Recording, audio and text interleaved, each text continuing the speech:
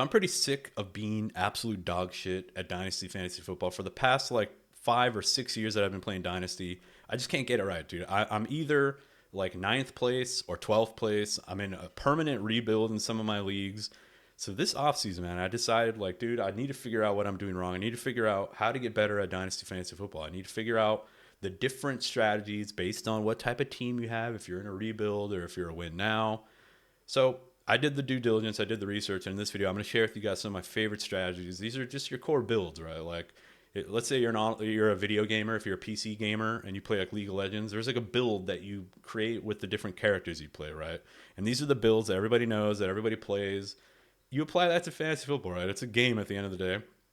So in this video, we're going to be looking at a 4-point passing touchdown, 12 team, full PPR, 2 quarterback. So Superflex, Dynasty startup.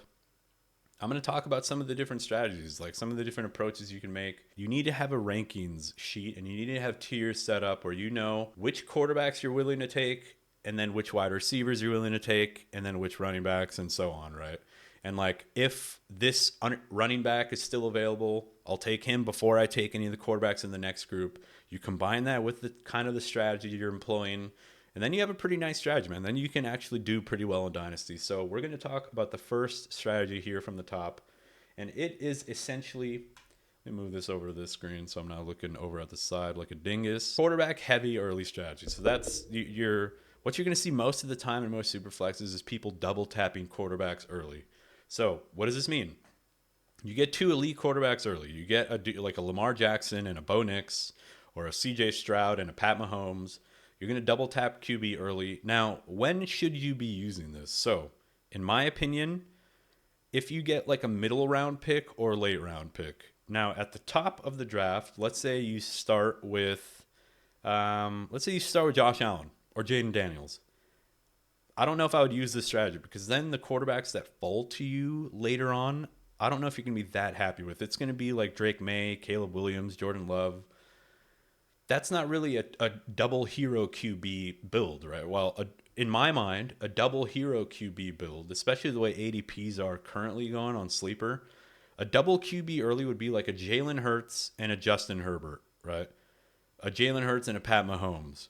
Like that to me is like hero double QB. So what do you then do in the middle rounds for this strategy? You then fill in with strong wide receivers, value running backs, usually older dudes like, your Derrick Henrys, your Joe Mixons, your Alvin Kamara's.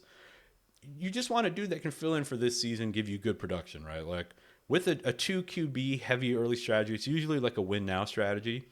And you want that positional advantage of quarterbacks. So that is that first strategy. The next strategy is going to be wide receiver foundation. This is essentially you build your team around core, really good elite wide receivers. Now, there's a dude in one of my leagues. He's got CeeDee Lamb, Jamar Chase, Nico Collins. Like his I think his quarterback's even Lamar Jackson. So this dude is he's got, this motherfucker's got like a hybrid build. He has everything, right? He has the dynasty team everybody wants, but he built around his wide receivers. That gave him a lot of leverage where he was winning, right? He can trade his draft picks for dudes like Lamar Jackson. I'm pretty sure he traded for Lamar Jackson by just sending his picks away. So he built like a really good young wide receiver heavy team.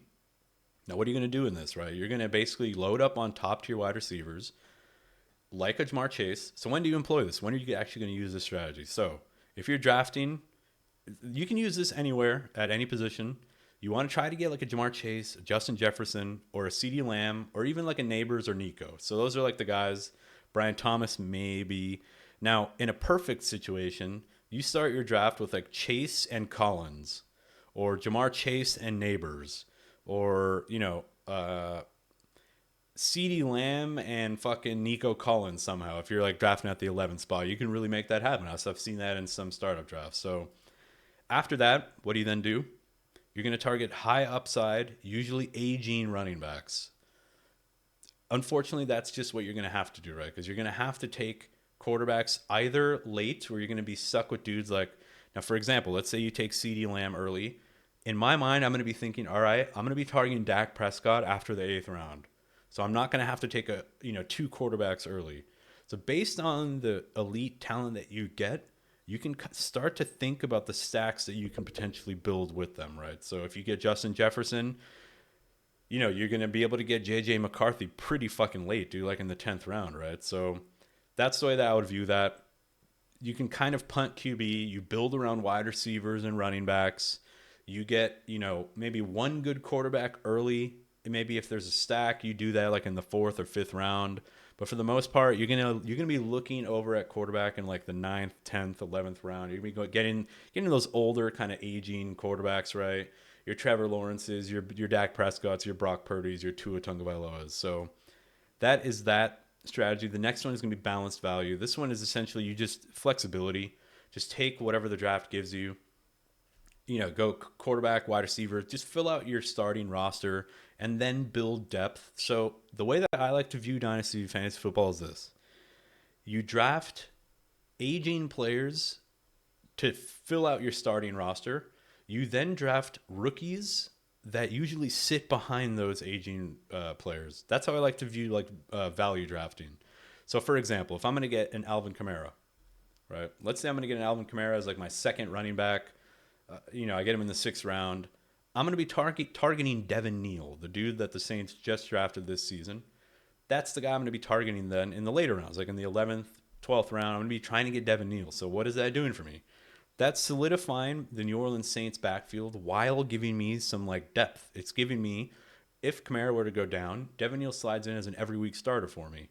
When Kamara retires or they trade him or they cut him, Devin Neal is a starter for me. Now you might have to keep refreshing this strategy every rookie draft and keep getting, the Saints rookies until one of the dudes sticks, but that's the way that I like to view that, right? You can apply that regardless of whatever draft strategy that you're employing, but next draft strategy that we're going to talk about, it's going to be win now. This is just, you're going to go with proven production over youth, right?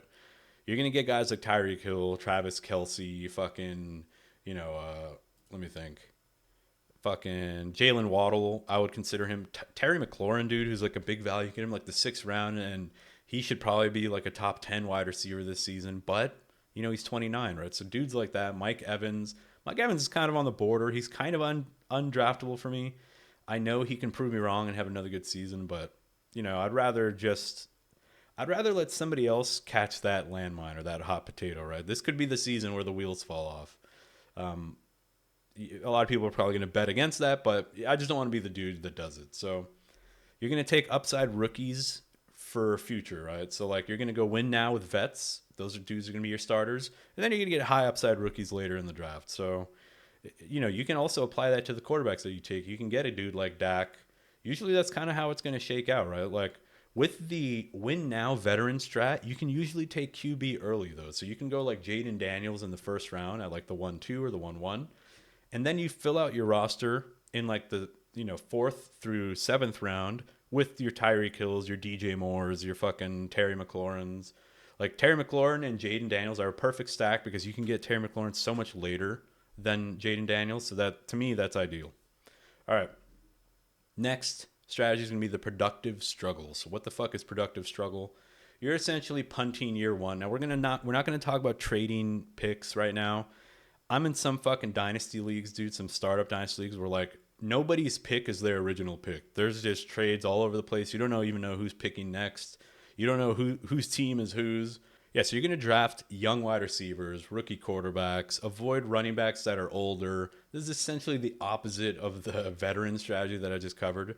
So you're just going to go for youth, right? You're going to trade away older players that you happen to that happen to fall to you for maybe future draft picks. You can trade later round draft picks, like your 10th, 11th round draft pick for like a 1st round pick next season in the rookie draft.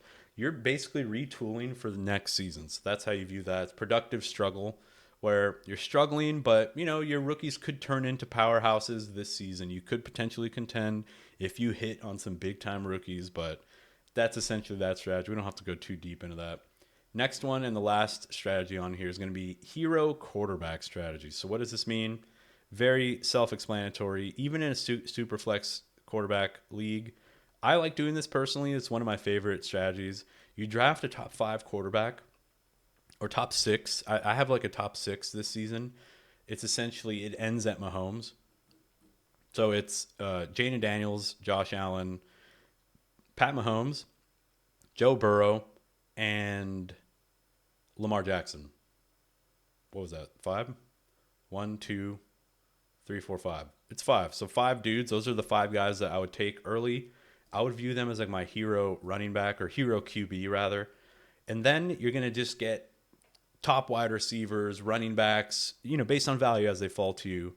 You draft your second QB pretty late, or like in the middle rounds. So when I say middle rounds, I mean like 10th round, 9th round, right? You can get like a Baker Mayfield, Brock Purdy, Dak Prescott. Make sure to look at what wide receivers and running backs you do have. Try to create stacks from them.